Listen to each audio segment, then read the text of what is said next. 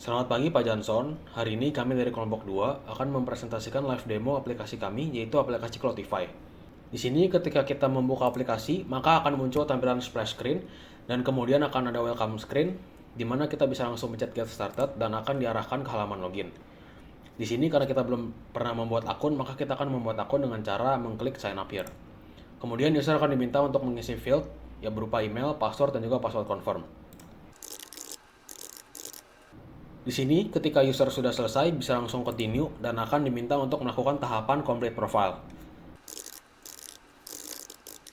Ketika sudah, user bisa langsung klik create account dan data sudah bisa disimpan di database dan user bisa login dengan memencet tombol login now. Berikutnya saya akan menjelaskan fitur forget password untuk membantu pengguna yang lupa akan password mereka sehingga mereka dapat melakukan reset password. Proses ini menggunakan email. Jadi pertama-tama di halaman login page ini, user cukup klik forget password. Lalu akan muncul halaman seperti ini. Masukkan email yang terdaftar di aplikasi. Setelah memasukkan email, klik reset password. Nah, setelah itu sistem akan mengirimkan email reset password ke email tersebut. Di sini saya akan buka email saya. Bisa dilihat ya di sini sudah dikirimkan emailnya, tinggal klik aja. Lalu klik link yang telah dikirimkan. Setelah itu kita tinggal masukkan aja passwordnya. Lalu klik save. Sekarang kembali ke aplikasi.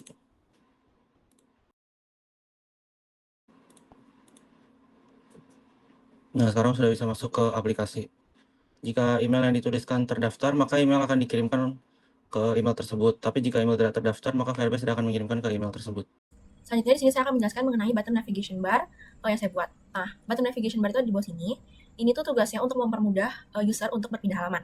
Di sini halaman yang saya sediakan itu cuma ada 4, yaitu home, ada filter, ada card, dan juga profile. Oke, jadi di sini saya akan menjelaskan mengenai halaman login. Jadi sebelum user bisa masuk dalam aplikasi kami, user perlu melakukan login terlebih dahulu. Dan fitur login ini hanya bisa dilakukan jika user telah membuat akun. Nah, selain login menggunakan email dan juga password, user bisa login menggunakan Google, Instagram, ataupun Facebook. Tetapi sayangnya ketiga fitur ini belum bisa digunakan karena adanya keterbatasan waktu dan juga implementasi yang cukup sulit. Jadi di sini kita langsung saja coba login menggunakan data user yang sudah terdaftar di dalam database. Nah, sebelum saya coba masukkan data yang benar, saya akan coba masukkan data yang salah, berupa passwordnya asal-asalan. Akan muncul notifikasi berupa tulisan email or password is incorrect. Mungkin akan bertanya-tanya, kenapa notifikasi yang muncul tidak detail? Kenapa tidak bertuliskan password saja yang salah? Nah, ini merupakan sebuah praktik keamanan yang kita implementasikan untuk mencegah adanya pihak-pihak tidak berwenang untuk mengetahui apakah email yang mereka masukkan itu salah atau benar. Karena dengan kita tidak memberitahu bagian mana yang salah atau benar, kita bisa mengurangi dari risiko serangan brute force atau upaya peretasan lainnya. Jadi di sini kita langsung saja coba login menggunakan email dan password yang benar. Maka kita akan diarahkan ke halaman home screen. Nah, pada halaman home screen ini terdapat search bar, e-wallet, carousel slider, dan juga produk-produk recommendation. Nah, pada halaman home screen ini saya berkolaborasi dengan beberapa teman saya. Nah, pada home screen ini fitur-fitur yang saya kembangkan adalah pertama ada carousel slider yang berisikan produk-produk unggulan ataupun promosi yang sedang ada. Nah, produk carousel slider ini bisa bergerak secara otomatis ataupun manual.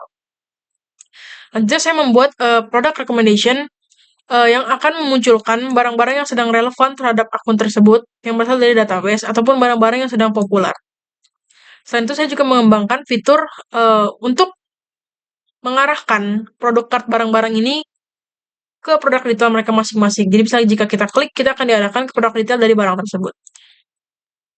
Lanjut saya juga mengembangkan halaman filter dan sort. Pada halaman ini saya berkolaborasi dengan salah satu rekan saya, yaitu Jocelyn, di mana saya membuat fitur filter by kategori, terdapat kategori clothes, pants, shoes, dan aksesoris.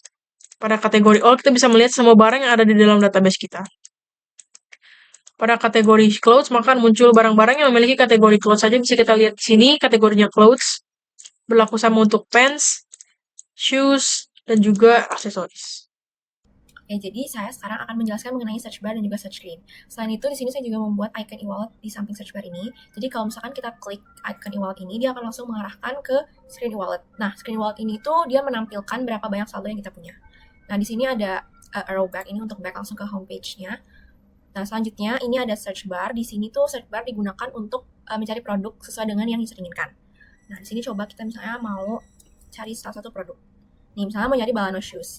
Nah, dia bakal langsung ngeluarin suggestion kayak gini. Kalau misalkan kita klik suggestionnya, dia bakal langsung mengarahkan ke search screen. Di sini itu bakal nampilin kayak card yang isinya tuh produk sesuai dengan yang kita klik di search bar sebelumnya. Nah, produk ini itu diambil dari database Firestore. Nah, di sini kalau misalkan cardnya diklik, dia akan langsung mengarahkan ke product detail screen. Ada fotonya, ada nama produknya, ada rating, terus ada nama store, dan description juga ada harganya. Di sini kita back, kalau misalkan back langsung ke homepage juga. Nah, selanjutnya saya akan kasih contoh kalau misalnya kita mau cari produk yang nggak ada di database kita, misalkan kayak gini. Nah, di sini dia langsung bakal nampilin text no items found. Oke, selanjutnya saya akan menjelaskan mengenai filter and sort screen. Nah, di sini yang paling atas itu ada button untuk all categories yang kita punya. Pertama itu ini ada all, dia nampilin semua kategorinya, mulai dari clothes, pants, dan lain-lain. Selanjutnya untuk clothes, dia berarti nampilin baju-baju doang, begitu juga pants, shoes, dan accessories. Nah, untuk card produk yang ditampilin di sini itu semua diambil dari database Firestore. Nah, ini contohnya kalau misalkan saya ngeklik salah satu cardnya, misalkan ini, dia bakal langsung ke navigate ke product detail screen. Di sini dia nampilin nama store-nya, description, rating, harga, dan lain-lain juga. Nah, kalau misalkan kita klik ini, back button ini, dia bakal langsung nge-back ke filter screen lagi. Nah, di sini selanjutnya ada button untuk sortir atau filter berdasarkan price dan nama. Dua-duanya sama, dia nge-filter ascending dan descending. Nah, tapi untuk default, kalau untuk default yang price, dia tuh nampilinnya masih random, jadi harganya tuh nggak urut. Tapi kalau untuk nama, dia langsung defaultnya itu dari yang alfabet paling awal atau ascending. Nah, begitu juga yang clothes, pants, dan kategori lainnya. Di sini saya bakal contohin di clothes. Ini kalau misalkan kita klik arrow ke bawah, itu artinya dia ngesortir harganya dari yang paling mahal sampai yang paling murah. Tapi kalau buttonnya naik, arrow-nya naik, dia nampilin dari yang paling murah ke paling mahal. Begitu juga yang name, kalau arrow-nya ke bawah, dia berarti nampilin descending. Nih, yang alfabetnya paling bawah ke yang paling awal. Begitu juga kalau arrow-nya naik, dia nampilin yang alfabetnya dari paling awal ke paling terakhir. Selanjutnya untuk produk detail, kita bisa langsung saja mengklik produk card yang manapun. Kemudian nanti akan muncul halaman yang memberikan informasi detail tentang produk yang kita pilih dari database. Data ini mencakup nama barang, rating, deskripsi, harga, dan juga kategori serta nama toko. Di sini jika kita klik produk card yang berbeda, maka data yang ditampilkan akan berbeda sesuai dengan data yang disimpan di database. Oke, jadi pertama saya akan menjelaskan mengenai e-wallet. E-wallet ini bisa diakses dari ini halaman home dan juga bisa diakses dari profile. Nah, di sini ini ada saldo dari pengguna. Saldo ini masuk ke dalam database. Jadi kalau misalnya pertama kali baru dibuat, maka saldonya akan otomatis 0. Di sini kita bisa melakukan top up, misalnya top up-nya apa ya, 50.000 aja. Nah, maka saldonya akan masuk. Lalu kalau misalnya kita mencoba untuk memasukkan minus, nah ini ada peringatannya bahwa kita tidak bisa melakukan hal tersebut. Oke, jadi kali ini kita akan membahas mengenai cart. Cart ini secara default ini akan empty. Lalu kita bisa menambahkan barang, misalnya ini satu, kemudian satu dan juga yang ini satu. Nah, kalau kita lihat barang-barang ini masuk ke dalam cart. Kalau misalnya kita ingin menambah barang, kita bisa pencet ini, barangnya akan nambah, pencet ini, lalu barangnya akan berkurang. Kita juga bisa membuang barangnya dari cart, oke. Kemudian kita bisa melakukan ini apa ya? Di sini tuh ada total, kita bisa mengecek totalnya. Terus ada juga detail-detail dari produk-produknya di sini, dan juga harganya. Oke, lalu kita bisa check out ya. Check out ini kita bisa lihat di sini ada alamat dan juga ini ada saldo yang kita punya berapa. Lalu ini kita bisa lihat ini barang-barang yang kita beli ada di sini, kemudian ada subtotalnya, dan ada delivery fee-nya.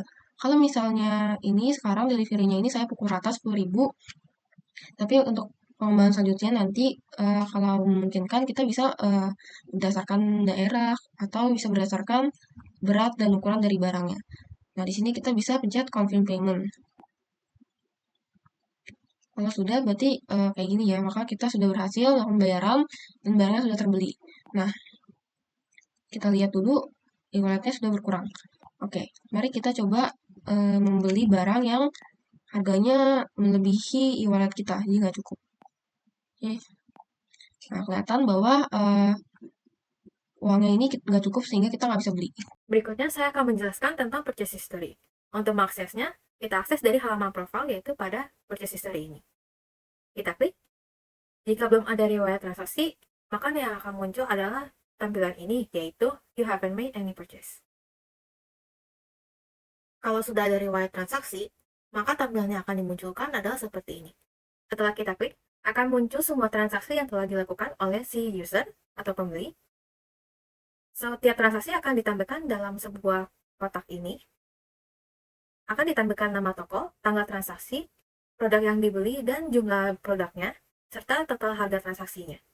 Jika kita klik kotak ini, kita akan diteruskan ke halaman order details. Di dalam order details, ada alamat pembeli, kemudian order list ini adalah list produk yang dibeli, akan ditampilkan nama, kategori, dan harganya, serta jumlah barangnya. Di bawahnya, ada metode pembayaran yaitu e-wallet, subtotal yaitu total harga produk yang dibeli, delivery fee adalah ongkos kirim, serta total cost yaitu total transaksinya. Untuk kembali ke halaman purchase history, kita klik tombol back ini.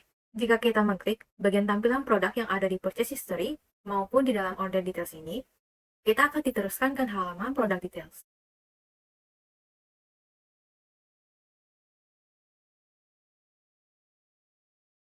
Dan setiap kotak ini akan menampilkan setiap detail transaksinya masing-masing.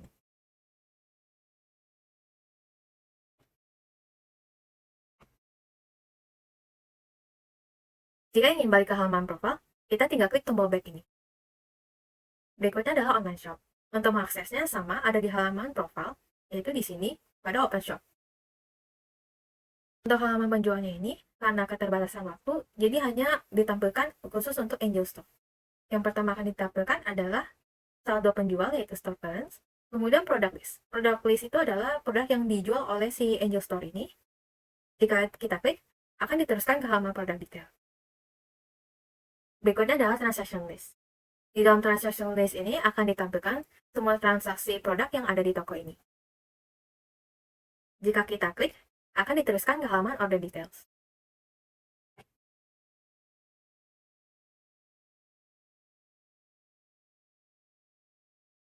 Dan sama seperti purchase history, jika kita klik di bagian produknya ini, akan diteruskan ke halaman product details. Begitu pula di dalam halaman order details.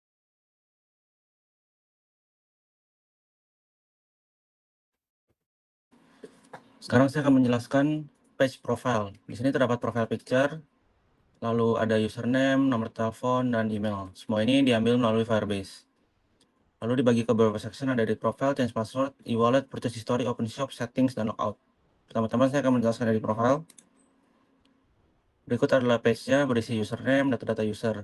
Username dan email ini nggak usah diganti, sedangkan phone number dan address bisa. Di sini saya akan coba ganti. Setelah user ganti, user cukup klik save change. Maka akan muncul notifikasi seperti ini. Profile sudah berhasil terupdate. Kita akan cek lagi. Berikut hasilnya ya sudah keganti. Selanjutnya saya akan menjelaskan change password. Sekarang kita current password ini kita masukin dulu password lamanya. Lalu password baru. Di sini password barunya, konfirmasi passwordnya harus sama sesuai dengan password baru. Jika salah, maka akan muncul seperti ini. Sekarang kita masukin yang benar. Lalu klik change password. Password change successfully, berarti sudah berhasil. Sekarang kita cek lagi apakah benar-benar sudah berhasil. Bisa terlihat ya, karena password is incorrect. Berarti sekarang yang benar 123, 123. Selanjutnya kita ke bagian settings. Di sini terdiri dari language, display, FAQ, terms and condition, privacy policy, dan about us. Jika user klik language, maka akan ada pilihan di sini English atau Indonesia, tetapi ini hanya dummy. Lalu jika user klik display, ada pop-up seperti ini, light mode dan dark mode. Selanjutnya di halaman settings akan ada halaman FAQ atau frequently asked question yang berisikan mungkin beberapa pertanyaan yang sering ditanyakan oleh user. Kemudian akan ada halaman terms and condition, juga ada halaman privacy and policy, dan yang terakhir akan ada halaman about us yang menjelaskan tentang Cloudify itu sendiri. Kemudian yang terakhir akan ada fitur logout, yang dimana ketika dipencet akan memunculkan pop-up untuk mengkonfirmasi apakah user benar-benar ingin melakukan proses logout.